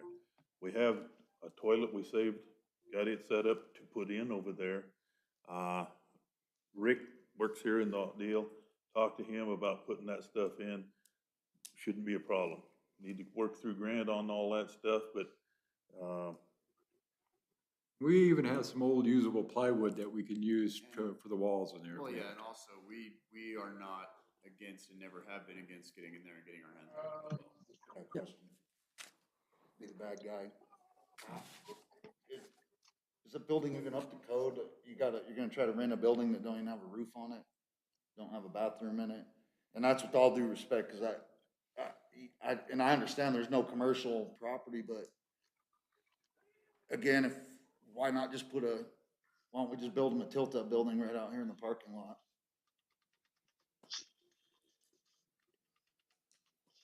Maybe that's a better idea. We're gonna have to get a bathroom. Yeah, we could And plumb it in, maybe. We're in the midst of putting a roof, getting the roof for it. So it's all. Roof it's all was in the works stages. before this came up. We will help But offset you're the gonna, cost of but putting a roof on it. again, this is no disrespect, but we're gonna spend whatever the roof was, 21,000, 40,000 to rent something for $100 a month for 6 months? The roof was in the works before this was even an issue, just to preserve the building and not lose it. Did we ever get the answer on the asbestos? No, and Exactly I'm my thinking, point. That's it, and again, it's with all due respect, so. Yeah, I'll my- wait for the Aren't we motion, only I'll wait for talking the about- motion to be Questions? entertained, and I'll stay out of it. My question was, Josh kind of answered it, that you're willing to get your hands dirty as well, as far as most time these agreements, the tenants actually assist with, the people that are gonna try to fix it. I mean, as far as our city crew, I mean, Mayor Rao mentioned Ricky, helping out, doing stuff, but to pull these guys off their projects, but you're willing to help out, and assist that with some, so you answered that question. Another thing, might be barking up the wrong tree, insurance, as far as like, when we negotiate a lease like this, and maybe if Franklin's on, is the tenants providing insurance, but we're leasing the building, so obviously we have insurance, but I just don't know if that was addressed yet. But we definitely have to have garage owner's insurance, which is the standard in the automotive industry. That's what I thought, it hadn't been mentioned, so just cover my bases. Like it covers all the customers that we have and contents within the building and stuff, so. One other thing with that, since you brought up the insurance, just remember, you're about to possibly lease a building out that may have asbestos in it that we only know at this So I was point, asking about it. but. Fire department got anything stored in there now? There are some things in there, most of it's junk. We've gone through and picked out, I've got to talk to George about what he wants to save out of there. I've already talked to him about it. So it's at the point now where most of it's just junk that's in there. There are a few things that need to be taken out. The fire truck that's in there, we got to take it out, the old one. I've talked to Tops about putting tires on it, because we got to put tires on it if we can do anything. So they're gonna give us a cost on putting tires on it so we can move it. But other than that. One other question, Mr. Mayor, what about the building over there by the school? That's, the city's using that, that's what they put their water trucks in. keep it from freezing. Not the only thing available. Oh, I understand, don't get me wrong, I have a. sounds like a bad deal all the way around for the city, but. Possibly can in my condition, talk to Mark Holt, talk to everybody else I can think of, and nothing available. We had this leased out here, Yes. several years ago. I can't remember how long ago it was, but we did have it leased out at one time. They were It's going been to about what? fix it. 2016. 4 years at least. Yeah. Who am I speaking to? Alexa? Who's talking? Oh, I thought it was Alexa or something. Sorry. What's the asbestos update like on, do we have a guy already out there? Nobody wants to let me test. They want to come up here for $600 to $1,000 to pull the samples themselves. They don't trust us to test it. I got in touch with a lab and they were willing to work with us and then they changed their mind. And then talking to Ken, he reminded me of, is it Brownstones? Brownfields. Brownfields, that we could get in contact with them and they may help us with that and it wouldn't be as expensive, so. And if we, They ran a test on it for us in 2016. Well, actually, it was their instigation. They did it on their own. And it tested positive for asbestos at that point in time. But when you start talking asbestos, it's a whole different ballgame. OSHA is in charge of asbestos.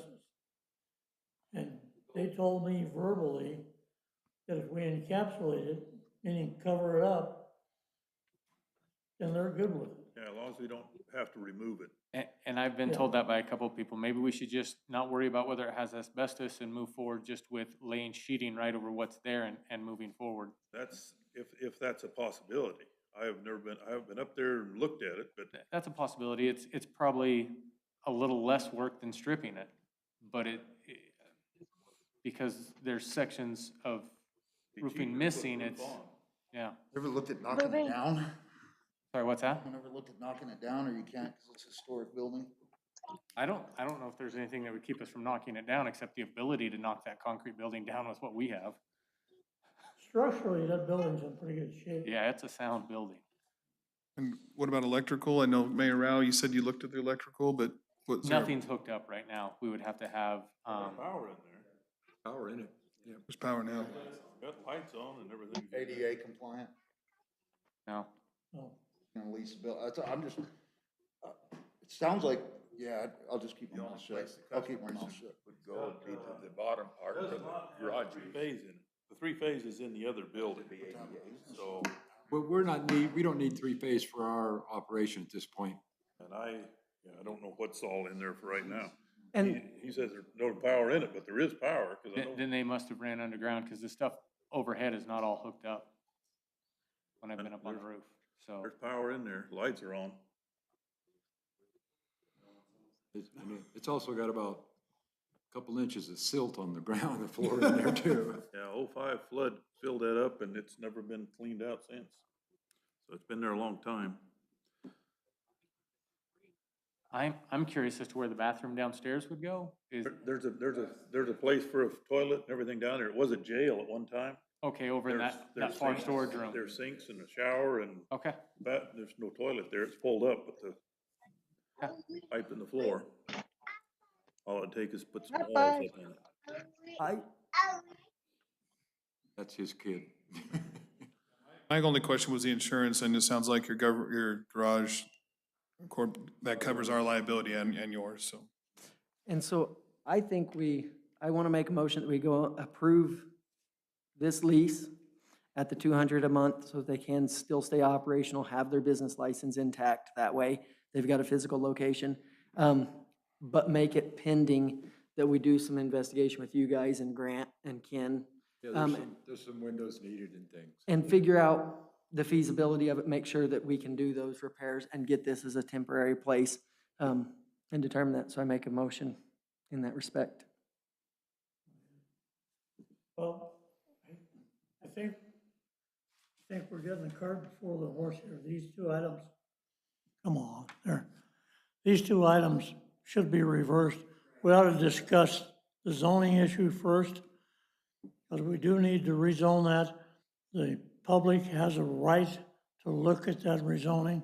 We need to follow our procedures for it, put it out as, to the neighborhood like we do everything else, and have them, if there's any objections, we need to find this out. And that's why I put the conditional that it's got to be approved Yeah. after that. So we approve it as long as all the steps are followed and that we get that approval next. I've been talking to Mr. Jones about this, and I thought it was a pretty good idea myself. The thing's just sitting there. And we want to put a roof on it to save the roof of the building anyway. The other fire station is being used. The roof is bad on it, so we're gonna replace the roof on it anyway. So I could see us repairing that stuff was gonna be done, whether Minimally these guys did expensive. it or not. Right now, it's costing us money just sitting there. I couldn't see, and I didn't know how much he was gonna offer for it, but I think that's something that's negotiable. I mean, Yep.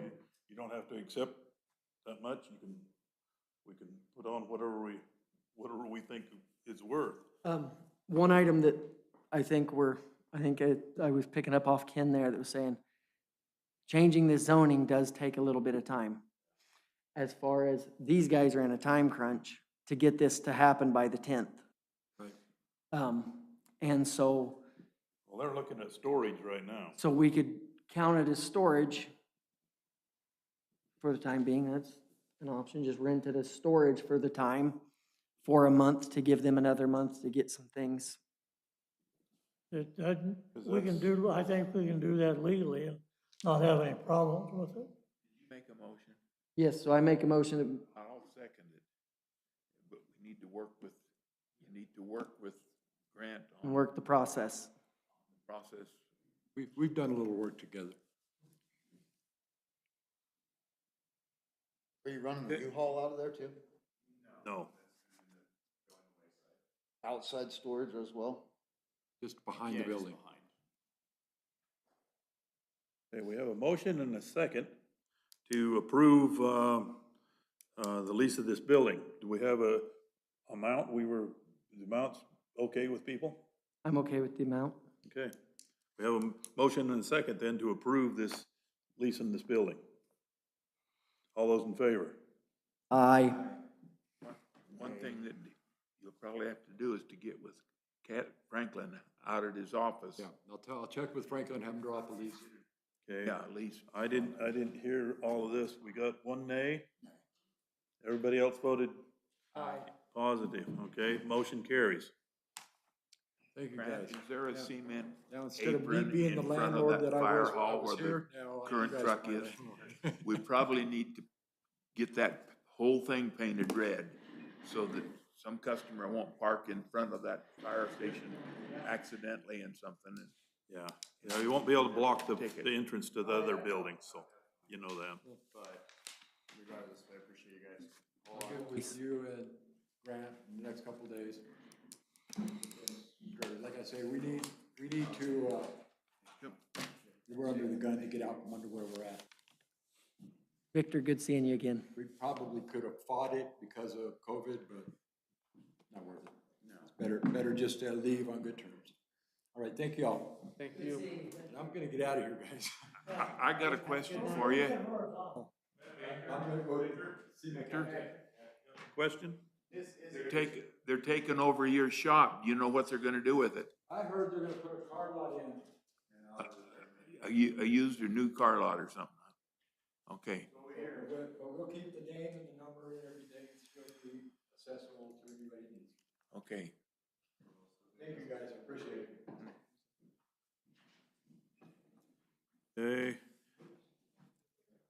Discussion of the possible zoning change of that building over there. What are we gonna have to do to that? Well, we just have to follow procedures. Okay. Everybody within 300 feet gets sent a notice. It takes, how long, Linda, about? 10 days. Next meeting, probably. Okay. And so if we put it on the agenda for, not next meeting, but the following one, Go through for planning. approval on zoning, and go in front of the planning commission and get their input, and then come back to this body. Okay, we need to approve or deny, putting in for a zoning change then. Or do we table that? I mean, can we vote on that tonight, or we have to table it because it has to go through planning and get neighbors? Well, we gotta put it in motion. Okay. Make a motion that we Proceed with, proceed with the zone change for historic city fire hall from public facilities to commercial.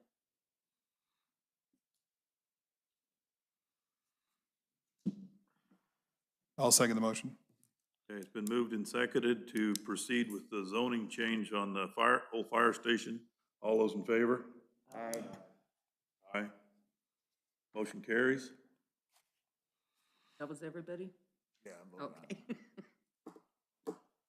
For discussion to possible action, appoint council member to County Debt Management Board. We found out that we have to have a member of the Yeah, of the council. city council on. Per NRS. And I'm still interested in the position. I would, Okay. Okay, James. represent that, so. Well, And anybody else is welcome to. Okay. Mr. Hunter will be our representative on that board. Thank you, Mr. Hunter. We'll have to get information to them, I guess, to let them know that we do have him on there now, so. Okay, for discussion, possible action, Chris Glassburn's request for $5,000 from the room tax to fund the Homecoming Memorial Day weekend softball tournament. We need to table this. There was a mix-up in getting the agendas up for the room tax meeting, and so we wouldn't have been compliance with open meeting law. But they are scheduled for next Thursday, I believe, so this can be on the next council agenda. Want to move that to the next council meeting? Yep. Okay. We probably ought to find out if we're gonna have a homecoming or something either. So, hopefully we will, but.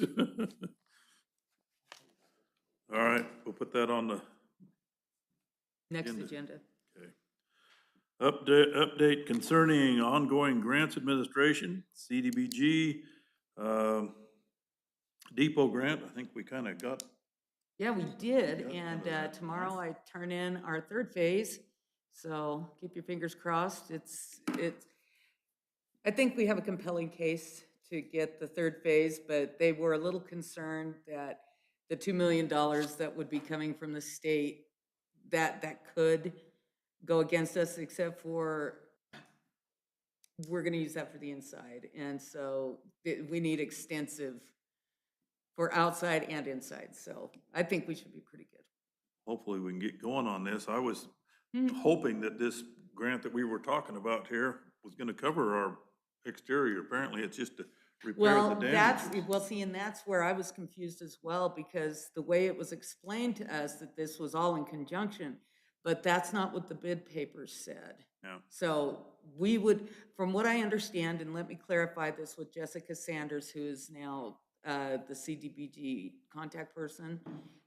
I want to clarify with her that we can just retain heritage and not have to go through that whole bidding process again for this third phase, which is the stucco and all of that. And all kinds of neat stuff. Okay, we got any questions for Linda on the depot grants? All right. Oh, personnel report, city clerk's report. You have Been anything? busy. I don't really have a You don't have anything report for her? per se. Yeah, it's been hectic. Okay, Public Works Manager report, Mr. Perkins. Okay, over the last couple of weeks, we've had a couple of big projects. We replaced the fire hydrant on the corner of Lincoln and First. We planned to do that on Wednesday this last week, and we went and did some exploratory work on Tuesday and found that there was a leak there as well. And as we dug around it and did stuff, the leak got worse, and so we ended up shutting people's water off on Tuesday evening and making the repair and then finishing it up the next day. So we replaced that fire hydrant and the isolation valve for it as well. That isolation valve was one of the issues we had there. Also over behind the Midway Motel in the alley, we replaced about 40 foot of sewer main, and we also replaced their service connections as well. So they have new service connections and main in there. We had been in there and jetted it once and ran into some problems in the old clay pipe that was breaking down and letting a lot of root intrusion in. So that's been replaced. Also out at the sewer plant, our flow meter broke, I don't know, 4 or 5 months ago. It didn't break, the mount broke, and we rehung it, and it wasn't really calibrated. It was close, but it was not really calibrated because of the distance from the water. And we had, I want to say it was three squared that come and fix it, but don't quote me on that, might have been somebody else. They came, rehung it, recalibrated it, and repaired that for us, so we're set there again. We had Cashman here to do services on several pieces of equipment, and I'm a little nervous about our streets budget with the major breakdowns we've had this year and the regular repairs we've got going on, or regular maintenance. Another interesting thing is I was in Cedar City last week in a pawn shop, and I found our metal detector that was stolen out of Chris's truck. And we've been in touch with law enforcement. That guy that turned it into the pawn shop was already in jail in Cedar City. And so we're going through the process of getting it back, but we'd already replaced it and bought a new one. Just an interesting side note, if you guys remember me telling you about Chris's truck getting broke into and stuff stolen. That was the only thing we found, though. We didn't find any of the other property that was stolen out of it.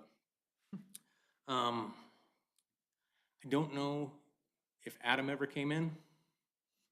Talked to Adam yesterday. They're working on some things, but they're looking at moving forward on running a power extension from out of the rodeo grounds area and down to where he had his pig farm to do a project there.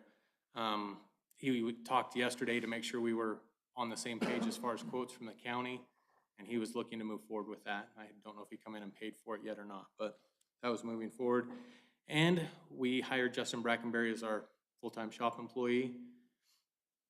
And we've been working with, she's not here now, but with Jamie and the workforce program, they would pay for the school for him to get his CDL.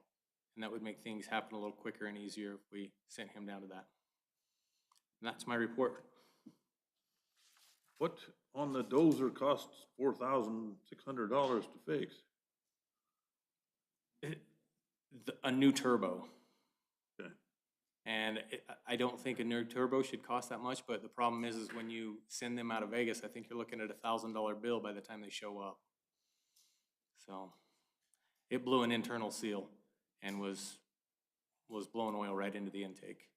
I know I was personally involved with some repairs on a dozer that was back in the mountains, broke down. Cashman Equipment told them what it would cost. Ended up talking to people back on the East Coast.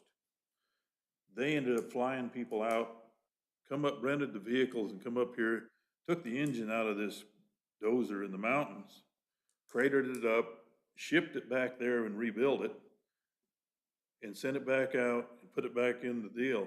Cheaper than Cashman Equipment would even look at it. I understand that. I heard if we did some looking around. I would agree with you. My concern is the one real quality thing you get from Cashman is they test all the oils and do a bunch of things like that. And I'm not sure if you can get many other service outfits that come out and do that. I don't know. Yeah, you can do it yourself too. Yeah, but they give you a written analysis when you're done, and I might get the lab analysis back, and I don't know what I'm getting, if that makes sense. Well, it might not hurt to check out some of these diesel repair people over in Utah. Cedar City's got some. There's several. So anyway. Okay. Any questions for Grant? Good job on that hydrant. It had been a problem for a while when we flushed them last spring. Okay, discussion of legal issues. City attorney, we already talked to him. So go to building inspector's report. Mr. Dixon. I've got a couple of issues that we need to be brought up to speed on. The first one being the Midway. They moved up their schedule a little bit. They're trying to get open by the 1st of April. They started replacing sheetrock over there today. Interiors on those things is gonna proceed along pretty good now. We're still having some issues with the parking lot, drainage. We're working on it. I got a meeting with John Stefanian tomorrow morning. We're gonna talk about how to solve the parking lot issue. See what we can come up with on it. The other thing is that I met with Clover Creek this morning and with Brandon, the owner, and the architect that's working on the next expansion project there. The 3 bays that are currently under construction should be done also by the 1st of April, and they'll be operating in them. The meeting today was because they've stepped up their process. They want to put in what's called a head house, which is basically 2 greenhouse bays combined into one building. And they do their final processing in that area. And then they want to do an additional 8 more bays of greenhouse to the north of the new addition. The architect is Gary, just lost his last name, but they also gave us a price on doing the city hall. So he's working on a set of plans that we should have in a couple of weeks to look at and review for the additions that they want to do there. We had a meeting this afternoon with the FEMA on the flood control assistance grant. The next step in it is to get some preliminary test holes and everything done. Yeah, I think the meeting it was a productive meeting. We're not going to get anything out of FEMA for anywhere from 3 to 6 years in a way of being able to start any flood control work itself.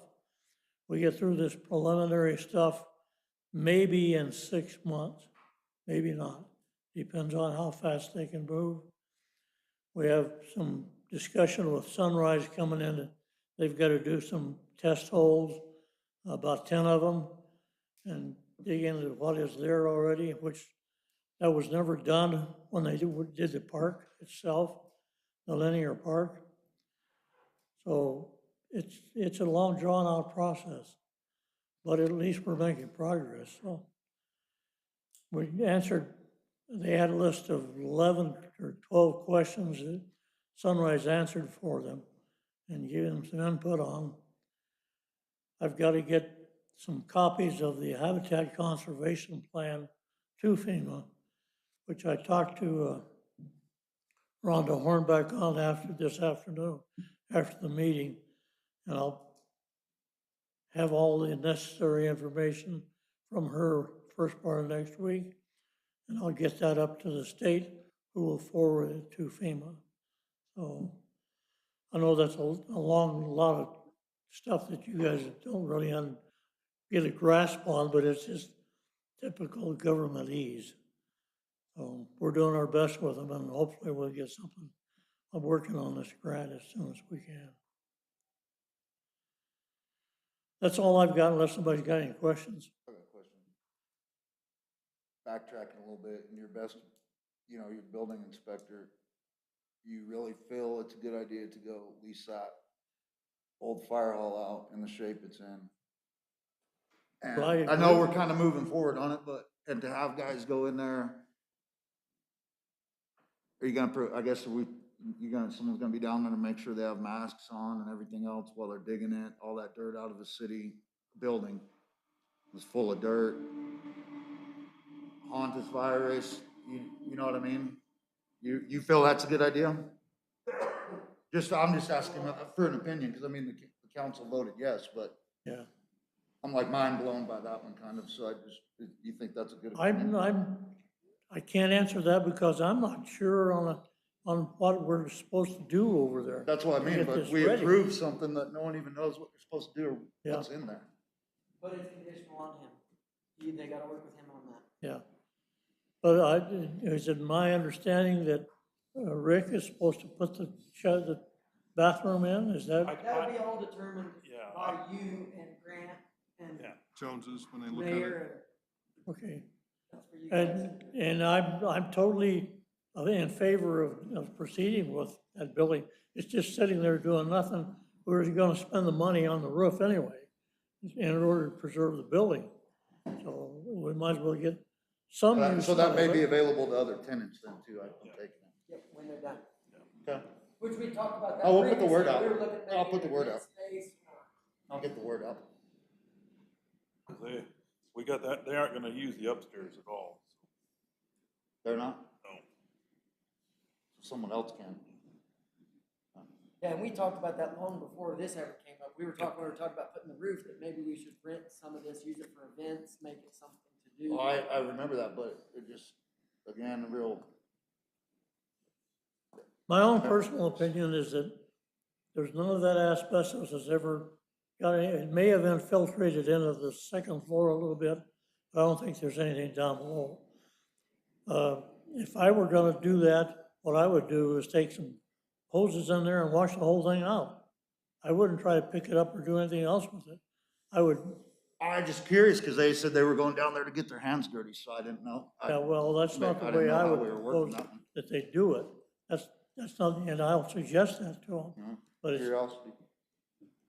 it's a city building, but they're gonna lease it, that's up to them how they do it.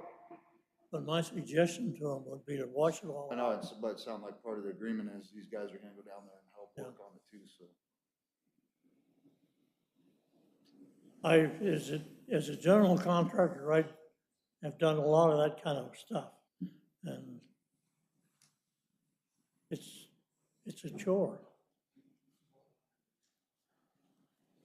Okay.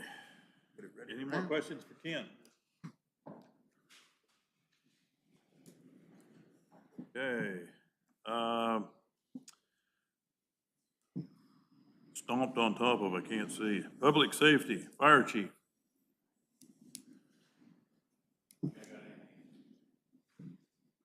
Any questions for the fire chief? Okay. Parks and Beautification Committee, Mr. Fitzsimons.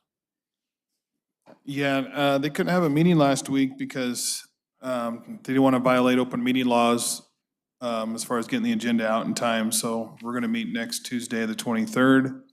You heard from them at the beginning of the meeting about the Cinco de Mayo event, May 8th possibly, like you heard. Hopefully the state will have more restrictions lifted. If not, they're going to try to be as COVID-friendly as possible.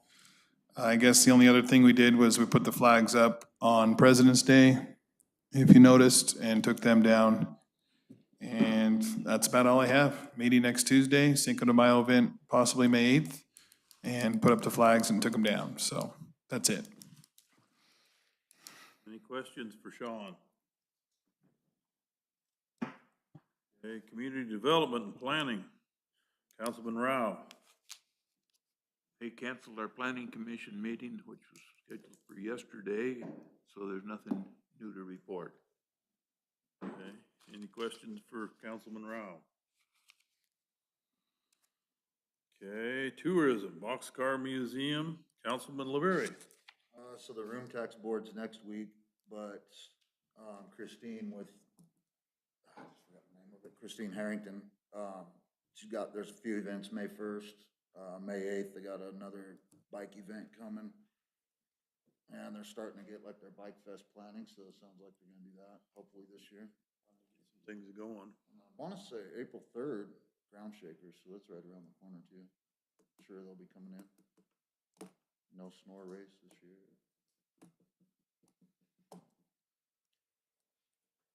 Oh, one other thing too, and hey, Linda, they wanted like some fundraising ideas, so I'll get with her and maybe they have like a Google Drive.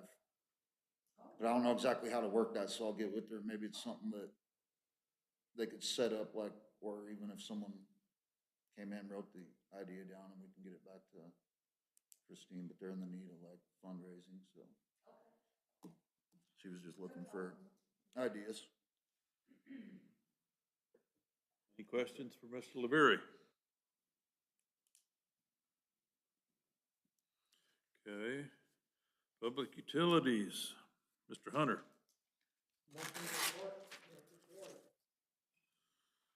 I do have one question I was gonna ask you about that NDOT deal down there? Did we get some plans done on that? You know what? I have some stuff here, and I didn't write it on my list, you know, these copies and brought. You want me to hit that real quick? Yes, please. Jamin will have you do it on his. That thing down to Steve so he can sign it, pass it on before they leave. These are just some pretty rough drawings of the wash there at the top where it says 200 feet would be, where the highway bridge is, US 93 bridge on the Valley Wash.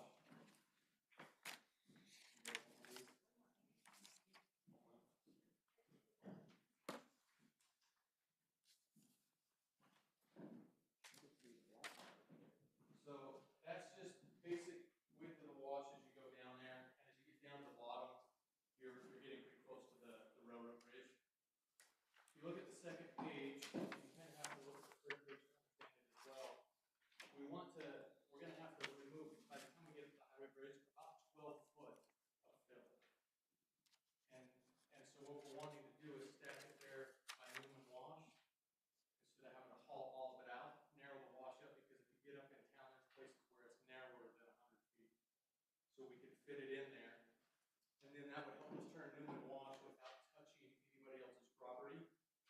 And where we show turning it, talk to Bert Cox. He has the ability to get us like 5 foot, 6 foot boulders, and we could use his riprap in there to turn Newman Wash as it comes in. And then if you look at the last page, that would be kind of the profile of the channel. So we would have a channel inside of a channel, and that would make it easy for us to keep the channel clean by having the smaller one in the bottom, with both sides of it rip-wrapped at a 1-to-1 angle coming out. And then the top banks, we do a 2-to-1.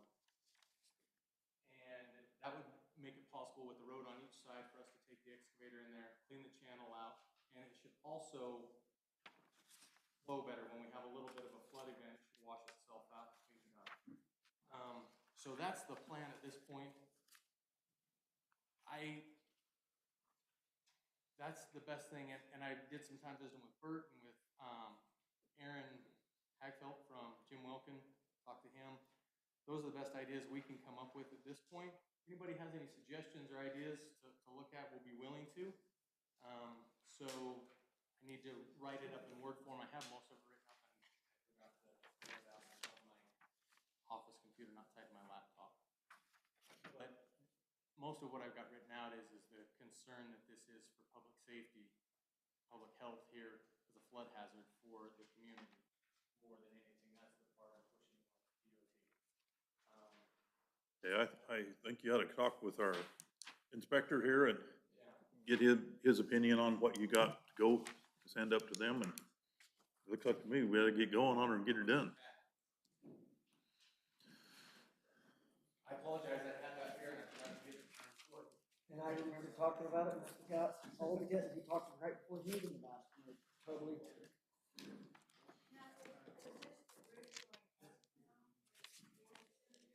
Yeah, it's down underneath that bridge. Okay, any questions for Mr. Hunter? Okay, I got a couple of things. On February 16th, DOT put on a visual summit webinar on the thing. They started in the morning, went clear in the afternoon. I spent all the time I could listening to that. We had, this topic was 2021 Nevada State Rail Plan. Jeff Fontaine, the representative from Lincoln County Economic Development, spoke in that meeting. And one of the things they talked about and was possibly working to get Amtrak running back through here again. Well, from LA to Salt Lake, anyhow. And possibly having excursion trains come into Lincoln County. If they get these bicycle things going and stuff. So there's some possibilities that they're looking at. And they're also looking at doing some expanding into Crestline with some businesses up there. I think they've talked about the Pozzolan deal, maybe setting up there someplace, possibly. I think there's several different companies that may use that siding up there if they possibly can. And yesterday, I had a meeting, Southern Nevada, or Southern Lincoln County Habitat Conservation Plan, with Mrs. Hammond. She's the one in charge, or used to be Hammond, I guess. Anyway, that sits in with they got BLM people, railroad representatives, Lincoln County Commission, State Wildlife. All these guys are on a webinar thing, or a teleconference we have once a month. And they're working on some stuff between here and Elgin, working on putting in some more vegetation that's conducive to what actually used down there, some willows and stuff, instead of all of the invasive stuff that they have. Anyway, they want to do something with the beaver population down there. Still working on that. Then I had that meeting. I was in the meeting with Keith today on the floodplain deal, and he gave most of that all up to date, what we had. Other than that, we've been getting along pretty good. Our city clerk is gonna see if she can't start coming back to work half days, probably this next week. And that'll help us out, getting things going here, so hopefully things will continue on the way we're going. Any other questions?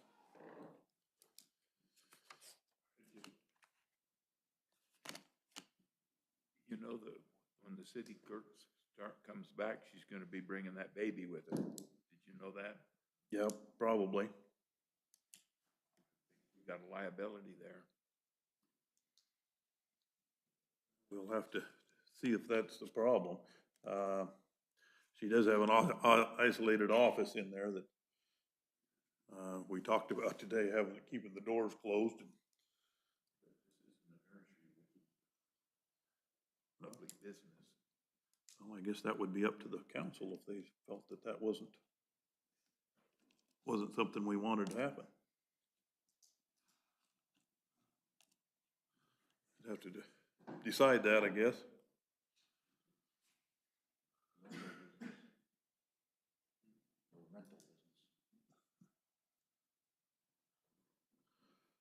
All right, anybody got any questions for me? Okay, public comment. Do we have any public comment? I just have radon kits here. Okay. Mr. Larson has radon kits if people want them. Apparently he's passed out a few already. Oh, yeah.